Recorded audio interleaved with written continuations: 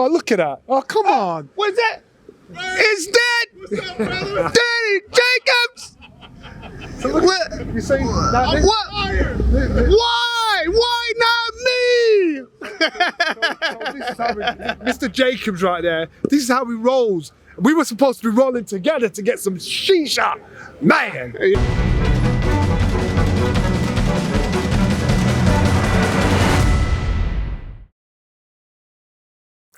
Radio Rahim with Johnny Nelson, Istanbul, Turkey. I mean, we have traveled the world, my friend. Beautiful. Now, not together, because he's in first class and I'm in economy, but we end up in the same place. This is mad. There's two beautiful mosques in the background. This is so picturesque. You look at I think we're on border on the Black Sea and the Mediterranean.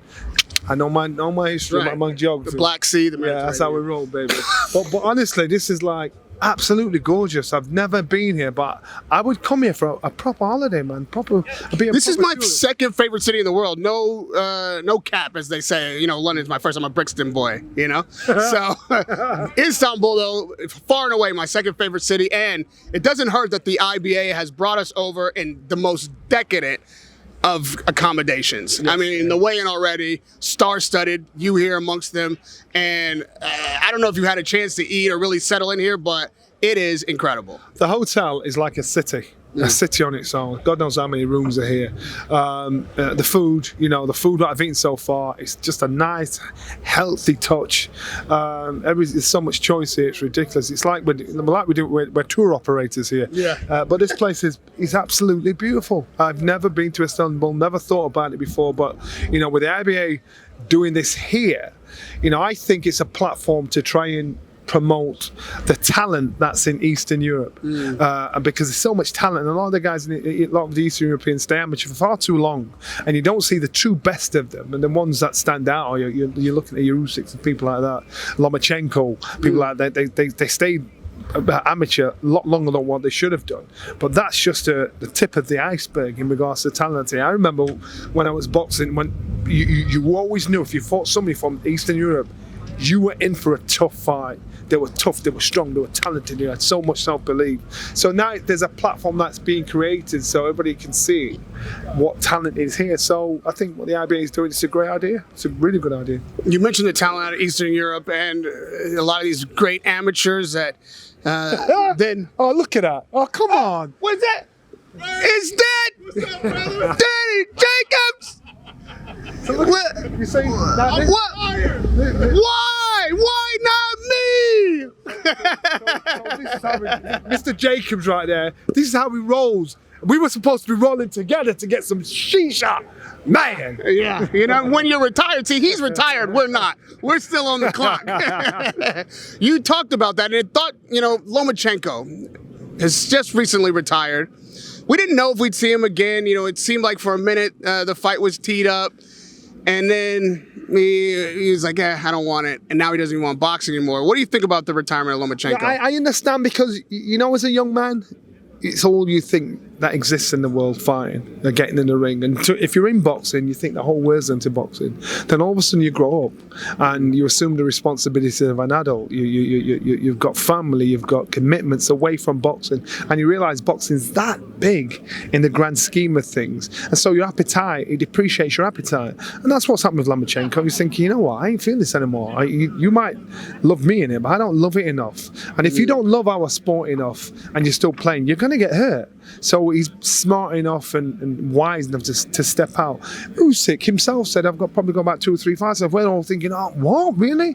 Because these guys are staying amateur that long, and the world is being introduced to these guys thinking, wow. But these guys are like, you know what, my appetite's not the same as your appetite. So I understand where Lomachenko's coming from. Some people say once you start talking retirement, I'm 2 or 3 fights away. This year maybe is the last. Yeah, you're done. You're done. 1 or 2 fighters, no names mentioned, retire over and over again, but no intention. It's a bargaining tool, and it's not easy to walk away. If you're one of the very few fighters that are in a position to walk away from our sport and really walk away, there's very, very few of us that are capable of doing that, because no matter, you could be 90 years old, you always think you can still fight. You always think you can fight that young gun that's coming out. So if you're strong enough, like I think the prime example is Lennox Lewis to say, I'm done. I'm out of this. No matter what you offer me, I'm out of this. There's not many fighters that can do it because the temptation is to Manny Pacquiao. Look, the temptation is to Mike Tyson. The temptation is too sweet to actually say, no, I'm done with that. You can't make money your God, because money's the thing that'll drag you out and tickle that ego to say, come on, one more fight. It's very hard to walk away from our sport. So what do you think that say about Usyk looking at the end, seeing that light at the end of the tunnel, going into an undisputed heavyweight title fight? He's got 1 foot out already. He's Usyk talking like that. He's got 1 foot out already. If he's talking like that, that means, as far as I'm concerned, I sense his appetite is slipping away. He's very professional, gets the job done, knows what he has to do in the ring and in training. But to me, he's now 1 foot out. He's stepping out of the game, and that might be in 1 or 2 fights later, but he's on his way out. When you start talking about like that, I'm telling you, I don't care what anybody watching this says, you are really, you're prepared to, because it's the hardest thing to actually even say out loud, never mind actually do. And so I believe, he's got his exit plan. Now, what if your promoter says it for you?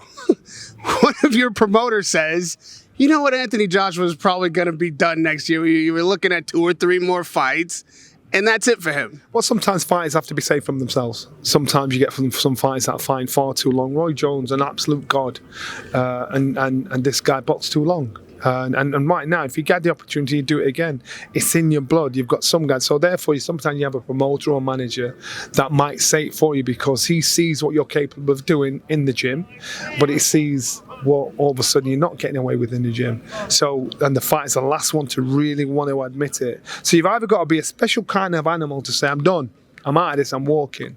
Or otherwise, you've got to have people around that really care about you, not about what you give the public, to say, look, you need to walk away. Now, the fighters won't listen to him. 9 times out of 10, but that's a true friend and true honesty. That if you've got someone that's working with you and they're telling you, even if it's not in your best interest. So I respect that. Anthony Joshua has said he wants to be 3-time champion. That was what the Dubois fight was about. Obviously, that opportunity escaped him.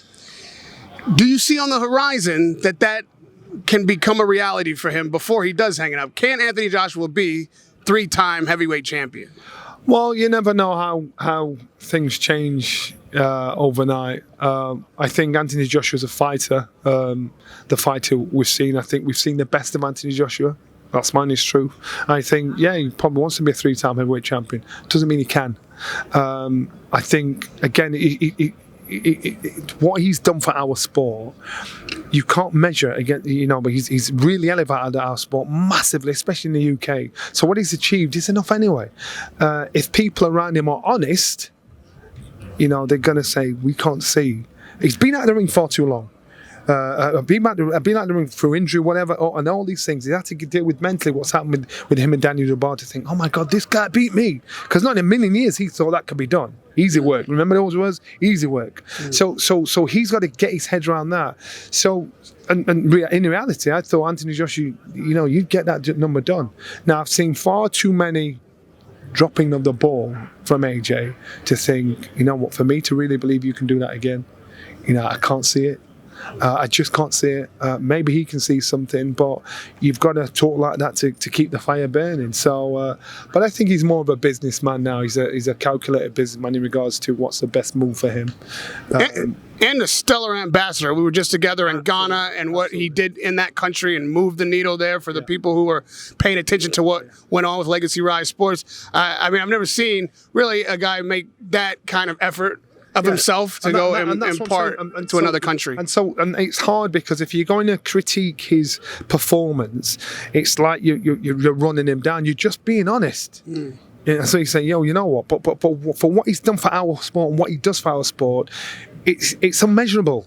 And even now, as an ambassador, it's unmeasurable. But if you're talking about doing the sport itself, in my opinion, it's just my opinion, I don't think he'll ever achieve what he achieved. Let me throw you a curveball, because a year ago, it wasn't even a whole year ago, when Bucoli was really the boogeyman before he took that last-minute fight against Parker. I think he still is. And you think he still is. That was one of the questions. We can get that one out of the way. And now we talk about Joshua and whomever he is going to fight again, I believe. He might fight next. This fight in Africa, in Congo, is teed up. Like, that stage is set. It's there. Yeah. After what we've seen from Bucoli and what we know, Joshua needs another rumble in the jungle, another. It'd be great. And listen, Joshua's he's an arena fighter, man. He's a stadium fighter. Sorry, he's a stadium fighter. Anywhere you put him in the world, this is what makes him different from all of the others. You put him anywhere in the world, he's packing that place out. Now, you do that over there. You remember, you look at Bucoli, you think, wow, for what he did, we think a loss, and especially the fashion of the loss against Parker, oh my God, he's done. That's not the case. Mama came in at 48 hours notice, flew across one side of the world, he's like overweight and everything, but he's still that bogeyman, and those fighters that know that spar with him, even though they think, God, that's happened to him, now I've got an excuse not to fight him, he is a handful, he's a dangerous handful. So for that fight to happen, you'd expect Anthony Joshua to pull in, but unfortunately, it's hard to put your house on AJ because at the times when a fight should have been easy, he's made it hard or lost. So it's hard you don't know which AJ is going to turn up, and I don't know what happens between the gym, the dressing room, and the ring, the competition ring. But it's too hard to put your house on it. And the last fight told you that, because you thought, okay, he's got it all together now. God, he's done it again. So, and you look at the losses, you look at and how they've happened, you think, all right, the performance of him, that confidence, that prowess that he's got, it's like he sometimes he just forgets it in the dressing room. And he's too old to be making that mistake, because you grow up and you understand what goes wrong, what works for you, and it's just too hard to put your house on him. I'm going to show you something for your eyes only, because it's not public, but it is official. It's there and it's happened. So we just talked about what is potentially possible for Joshua. And, Tyson Fury's here. Everybody in England wants to see that. But look at this, right? Mm-hmm. This is built. This place here is built where that happened. Yeah. And this date is set. Yeah. And so something's going to happen then. And these two faces could be changed for the two faces we just talked about. That might be it, baby. That might be it. And that's what I'm saying. Regardless, AJ can box anywhere in the world. He's achieved so much. He's been so successful in every department in our sport. In the short space of time he's been in our sport, you got to give this man credit for what he's done. But everybody's day ends eventually. Everybody's day eventually starts to teeter away. So that's the negative side of it. But the positive, if only AJ can do something like that. You've got Usyk Dubois fighting in Wembley. They ain't going to sell that out. They ain't going to sell it out. No matter what you say, no matter how much they say tickets have gone, they ain't going to sell it out. Now they could have done it at I don't know, the O2 or something like that, and that'll be packed out. The people that'll sell out Wembley right now, as in the heavyweights, in the corner, one of them's got to be Anthony Joshua. Or Tyson Fury. But one of them's got to be Anthony Joshua. And that's the one you say, no matter who he's in with, right now, he's got to capitalise on that over this next year. If you want to sell Wembley out, make sure Anthony Joshua's in the corner. I caught Tyson Fury on the way to the elevator. He was gracious enough to give me a couple of words. And, of course, I tried to pull him in. Josh was coming. You guys are going to be nose to nose. What are you going to say? He ain't coming. He said, I'm retired. What would I have to say to him? Why will we end up nose to nose? He's starting to convince me, Johnny. I'm starting to believe him. You're so naive, my brother. You're so naive. Let time tell that story. Okay. All right. Fair play. So in the interim, we will wait for time to tell the story, and I hope time is more correct than I am. But one person I did see walking in the hallway is Terence Crawford. Bad man. Now, so the build-up with Terence Crawford and Canelo has been great, because I think His Excellency has got these guys in the room. He's got these guys on the same dance floor. He's got it done. The only thing I would probably criticise about it is, for the publics, point of view is that His Excellency has got these guys eating together, sat down and just been cordial with each other. Now, I know he's sending a message to say you don't have to hate somebody to want to knock them out, but the fans want to get excited and think, oh my God, look what's happened there. He's pushed him. But that's not the case. His Excellency, what he's done is he said, look, I've got these two guys to be professional and get this fight done. And he could have got this fight on. I do think that, and even though I rate Crawford madly, and from day one when they've talked about this fight, I thought, Mama might have bitten off a little bit more than he can chew. Just a little bit more. You know, you look at Canelo at 23 years old, he was boxing Mayweather. And Crawford is a brilliant fighter. And any elite fighter he's been with, he's got the job done. But Canelo, I think that's his acid test. That's his attitude. So you've seen Canelo ride rough storms and get through in these big fights. This is now for Crawford to tell us: is he capable of doing that? Is he capable of riding that kind of storm and getting in there with somebody that's dangerous? You know, we're always looking for some kind of indication. Look, what do you see? The look in his eyes. Oh, did you see how he bit his lip? I love Crawford's confidence. I love his confidence. Is it something new that you saw in the build-up in this recent week? But if you're a fighter that's never lost and you really believe in yourself, of course you've got to talk like that. You've got to.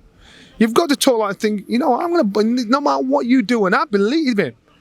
It's believable. But fact is fact. Fact is like that man right there, in Canelo, that is going to be your biggest test. And if you've never lost before, you know, this kind of talk, you need this kind of talk to get in there to think, I can do this.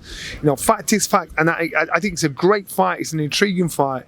But I just think Canelo might just have a little bit too much room. Now, Canelo's not the fighter he was. I think he beats 95% of the fighters out there. Now, I want to see if Crawford's one of that 5% that he can't be. Did you make anything of the push from Canelo? Nah, I mean, nothing at all. Nothing at all. These two guys are that elite, that skillful, that talented, that they don't need bad blood. They don't need the blood. And I suppose His Excellency is trying to put that message across. And I get it. But just from a fan's perspective, you know, they like to, you know, you look at Conor Ben and Eubank Jr. You know, these guys hate each other. You know what I mean? And it's like watching an argument in the car park through your eyes. You know what I mean? So that gives it that little bit of spice, that little bit of seasoning. So I think this familiarity with the two of them is probably taking the seasoning away, the spice away, even though you're going to watch it. You brought up Ben. And the IBA really has brought everybody here that we could possibly want to talk about, and some are still coming. The rematch is set. Yeah. He says it's going to be different next time. Is it? Yeah, it is. I believe it is. And listen, I think I'm friends with Junior and his management team, Napa and everybody. But I think, looking at the fight, if the conditions are exactly the same they were, the conditions of this fight are exactly the same as the contractual conditions are exactly the same as they were the last time, Conor wins. Conor in that fight had more to give, had something more to give, whereas I saw in Junior, I thought this boy had nothing left. You know, at times his legs were like stiff, like his legs had gone. And what I saw with Conor, I just thought, wow, this boy's like, he's got levels. He's got levels, and until his career kind of came to a stop for a while, I thought he was one of the fastest improving British fighters I'd ever seen. And then when he boxed Junior, I thought, damn, you know, this kid actually, there's more to give. And so I can see him improving on what he did, but I can't see Chris improving on what he did. That's just my opinion. That's if contractually it's exactly the same as the last time. I just can't see him improving on what he did. Connor says it's the same as last time. Napper wouldn't answer the question. Well, if that is the case and everything is exactly the same, I'd have to lean towards Connor. Can Daniel Dubois do something different than he did last time? Daniel Dubois has got a puncher's chance. And that's what he'll always have, the punch. He's never going to outbox Usyk in a million years. He's not got the boxing IQ to outbox Usyk. So that's straight talk. He has the punch power naturally to beat Usyk. But Usyk, there's no point in being able to hit hard if there's nothing hard to hit. Usyk, every time he's boxed anybody, the second time, even though the second fight might have been better, he's beat them better. He beat AJ better the second time, even though AJ performed better the second time. He beat Tyson Fury the second time, even though Tyson Fury performed better the second time. If you don't catch him the first time, you ain't catching him the second time. The two people that gave him the roughest time of his life as a professional fighter of Derek Chisora and Daniel Dubois. And Daniel Dubois had that chance. Once you've bitten that apple once, he's thinking, you ain't going to bite this apple again. So I believe Usyk, he has the ability to think in the ring. Daniel has the ability to remember in the ring. And if you can think in the ring, it means you can change the direction of a fight, mid-fight. And I just haven't seen that of Daniel. I've seen a massive improvement in his confidence, self-belief. I see it all. But I just think Usyk's boxing IQ is a little bit too much. I'm sorry, you were talking and I was marveling at that bar. One fighter has the ability to think in the ring, and the other fighter has the ability to remember in the ring. I want to think. Which one would I gotta be a thinker. Yeah. The last thing I want to do is remember. Okay. Oh, that's what I'm saying. I can put you in any situation, and you can think your way out of it. Boom, boom, boom. I can put you in the same situation. If God, I can remember. I've got to do this. You need a natural capability of being able to think, twist, turn. Because things can turn in a heartbeat. Can turn in one punch. Now, if you look when Daniel hit Usyk, and I don't think it was low.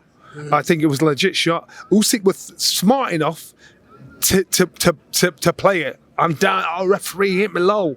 He milked it. He milked it and thinking, okay, got back up and then stopped him. That's the ability to think. Most people, when you get hit low, you're going to be gun-shy thinking, shit, I ain't going to want to get one of those again. But apart from that, he still came that to psychologically get top side of a man that's just dropped him. You understand? So even though he plays the game that it was a low shot, he knows it wasn't a low shot. But he knows he had the smarts to milk the system. He knows he had the smarts to take the momentum away from Daniel. He had the smarts to do it. That's the ability to think in the ring.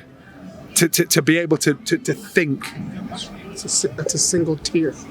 When I just hear bars, when I hear somebody just spit bars, a single teardrop lands on my cheek.